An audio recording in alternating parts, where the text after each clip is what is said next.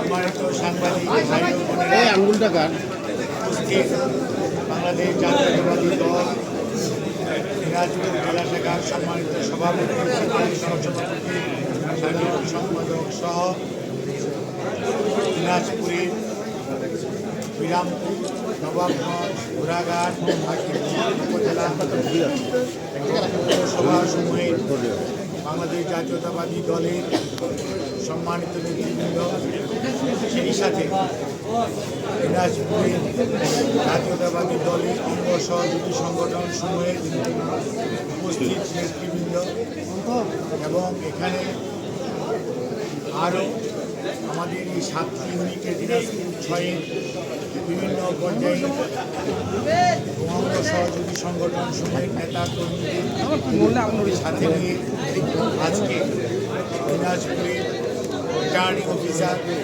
ত্রয়োদশ জাতীয় সংসদ নির্বাচনে জনাব ইসলাম সাহেবের এখানে মনোনয়নপত্র যাচাই বাছাই কার্যক্রম ছিল। আলহামদুলিল্লাহ, আল্লাহর শেষ মেহরবানি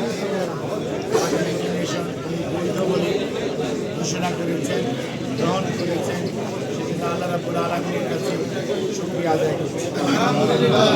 এই সাথে বাংলাদেশ জাতীয়তাবাদী দলের ভারপ্রাপ্ত চেয়ারম্যান জনাব তারেক রহমান, বাংলাদেশ জাতীয়তাবাদী দলের পার্লামেন্টারি বোর্ডের সম্মানিত সদস্যগণ এবং আমাদের নেতা প্রতিষ্ঠাতা শহীদ রাষ্ট্রপতি জিয়াউর রহমান এবং সদ্যপ্রয়াত দেশের মানুষের প্রাণপ্রিয় নেত্রী বাংলাদেশ জাতীয়তাবাদী দলের চেয়ারপারসন মরহুম দেশনেত্রী বেগম খালেদা জিয়ার প্রতি শ্রদ্ধা নিবেদন করছি আজকে এই সুযোগ পাওয়ার জন্য এবং ওনারা আমাকে এই দিনাজপুর 6 থেকে প্রতিদ্বন্দ্বিতা করার যে দানের শীর্ষে প্রতিদ্বন্দ্বিতা করার সুযোগ দিয়েছে সেজন্য। আর শ্রদ্ধা সাথে স্মরণ করি আজকে এই বাংলাদেশের ত্রয়োদশ জাতীয় সংসদ নির্বাচন আয়োজন করতে গিয়ে বিগত 16 বৎসর বাংলাদেশ জাতীয়তাবাদী দল শুধু নয়, বিভিন্ন রাজনৈতিক দলের অসংখ্য নেতাকর্মী শাহাদত বরণ করেছেন, অনেকে গুম হয়েছেন, অনেকে পঙ্গুত্ব বরণ করেছেন। বিশেষ করে 24শে জুলাই এবং আগস্টে আন্দোলনে শহীদ হয়েছেন আমাদের শত শত ভাই এবং পঙ্গুত্ব বরণ করেছেন হাজার হাজার ভাই বোনেরা। সেই ছাত্র জনতা সহ সকল রাজনৈতিক নেতা কর্মীদের আন্দোলনের ফসল আগামী দিনের গণতন্ত্র পুনরুদ্ধারের কার্যক্রম অর্থাৎ ত্রয়োদশ জাতীয় সংসদ নির্বাচন। এই নির্বাচনে সেজন্য আমি শ্রদ্ধার সঙ্গে স্মরণ করি সেই সমস্ত শহীদদেরকে এবং সেই সমস্ত আমার পঙ্গু হয়ে যাওয়া ভাই বোনদেরকে যাদের ত্যাগের বিনিময়ে আজকে অর্জন হতে যাচ্ছে মানুষের অধিকার এবং গণতন্ত্র। আর গুম হয়ে যাওয়া ভাই বোনদের জন্য আমাদের সেই পূর্ণ দাবি সবসময় অব্যাহত থাকবে। আমরা তাদেরকে সত্যিকার অর্থে সশরীরে ফেরত চাই। আর যারা এই হীন কার্যক্রমের সাথে সম্পৃক্ত ছিল অর্থাৎ স্বৈরাচারিণী সহ যারা এই অসংখ্য মানুষকে শহীদ করেছে, যারা অসংখ্য মা বোনদেরকে কাউকে স্বামীহারা করেছে, কাউকে ভাইহারা করেছে এবং এখনও যারা গুম হয়ে আছে তারা করে এই অন্যায় ওনারা করেছেন, আমরা এটার বিচার ইনশাআল্লাহ বাংলাদেশের মানুষের রায় নিয়ে যে সরকার আগামী দিনে দায়িত্বপ্রাপ্ত হবেন তাদের অবশ্যই দায়িত্ব হবে এই সমস্ত অন্যায়ের বিচার করা। আর 16 বৎসর যে সমস্ত মানুষগুলো বনে বাদরে ঘুরিয়ে বেড়েছে এবং শুধুমাত্র ভুয়া মামলা মোকদ্দমা নিয়ে লক্ষ লক্ষ বিএনপির নেতা কর্মী সহ রাজনৈতিক নেতা কর্মীরা কষ্ট করেছেন এবং সত্যিকার অর্থে আজকে তারা এক দৃশ্য হয়ে গেছেন, সেই সমস্ত মানুষগুলো ত্যাগের প্রতি আমরা শ্রদ্ধা জানাই। আজকে আমাদের মনে রাখতে হবে এই বাংলাদেশের অর্থনীতি আজকে ফোকলা হয়ে গেছে, প্রধান উপদেষ্টা বলেছেন এবং অর্থ উপদেষ্টাও বলেছে।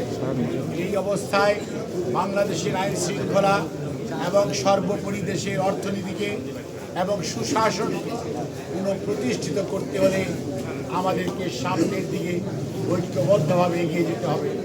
সেই জন্যই আজকে প্রয়োজন সকল ধরনের হিংসা বিদ্বেষ, সকল ধরনের প্রতিশোধ পরায়ণতার ঊর্ধ্বে উঠে মনে রাখতে হবে বাংলাদেশ জাতীয়তাবাদী দলের প্রতিষ্ঠাতার সেই স্লোগান, ব্যক্তির চেয়ে দল বড়, দলের চেয়ে দেশ বড়, অর্থাৎ শহীদ জিয়ার এই উক্তি, এটি আমাদের সব সময় অনুপ্রেরণা এবং আমাদের নেতা জনাব তারেক রহমানের উক্তি আজকে সবাইকে নিয়ে সামনের দিকে এগিয়ে যাওয়ার সময়, নতুন বাংলাদেশ, আগামী বাংলাদেশ গড়ার সময়।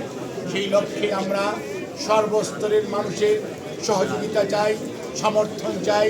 হিন্দু, মুসলমান, বৌদ্ধ, খ্রিস্টান, পাহাড়ি বলেন, বার্মা বলেন, আর এখানে আছে সাঁওতাল বলেন, অথবা যে ধর্মেরই বলেন, আমরা সবাই মিলেমিশে আসুন। আমরা আগামী ত্রয়োদশ জাতীয় সংসদ নির্বাচনে আমরা আমাদের দলের প্রার্থী যে বা যারাই হোক, আমাদের প্রতীক ধানের শীষ উন্নয়ন অগ্রগতির প্রতীক এবং ধানের শীষ শহীদ জিয়া বেগম খালেদা জিয়া জনাব তারেক রহমানের প্রতীক। এই প্রতীককে আমরা এর পাশে আমরা সবাই মিলে দাঁড়াই এবং আগামী দিনে ইনশাআল্লাহ এই দিনাজপুরে ছয় শুধু নয়, দিনাজপুরের সর্বত্র তথা সারা বাংলাদেশে ধানের শীষের পতাকাকে উড্ডীন করার জন্য আমরা সবাই মিলে ঐক্যবদ্ধভাবে কাজ করব। আপনাদের সহযোগিতা চাই, বিশেষ করে সাংবাদিক বন্ধুগণ। আপনারা বিগত 16 বৎসর আমাদেরকে এই আন্দোলন সংগ্রাম, গণতন্ত্র পুনরুদ্ধারের আন্দোলনে আমাদেরকে অবারিতভাবে সহযোগিতা করেছেন, অকাতরে সহযোগিতা করেছেন, আজকেও সহযোগিতা করছেন। আমরা চাইব আমাদের ভুল ত্রুটি আপনারা ধরিয়ে দিবেন এবং আমাদের ভুল ত্রুটির মাধ্যমেই আমরা শিক্ষা নিব। আগামী দিনে যত ভুল ত্রুটি কম হয় এবং আগামী দিনে আরও সুন্দর, অর্থাৎ আগামীর বাংলাদেশ 31 দফার আলোকে তারেক রহমানের নেতৃত্বে ইনশাআল্লাহ আমরা গড়ে তুলব সুশাসনের বাংলাদেশ, অগ্রগতির বাংলাদেশ এবং দুঃশাসনের চেহারা বাংলাদেশে আর কোনোদিন কেউ দেখবে না। সেই অঙ্গীকার ব্যক্ত করে আমি আমার বক্তব্য শেষ করছি। ধন্যবাদ।